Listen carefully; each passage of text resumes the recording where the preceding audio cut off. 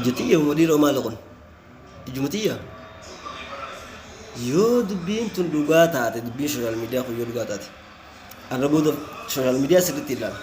Yoo dubbiin tun dhugaa ta'uu baatte immoo ganaa sooshaal miidiyaa ilaala. Qoy koomantiin arge. Aboo dubbiin taayyeedhaa dhugaadhaa yaaboo. Yaaba taayyeen kanuma dureen akkas yoo ta'u amma kanatti firratti alboo jira. Suuraan taayyee tan isaa firratti alboo ergan tura. Al. Taayyeen dureenuu mana keessa yoo bishaan ganna qamanis shanee jaa. Arra akkamta kana firratti albee.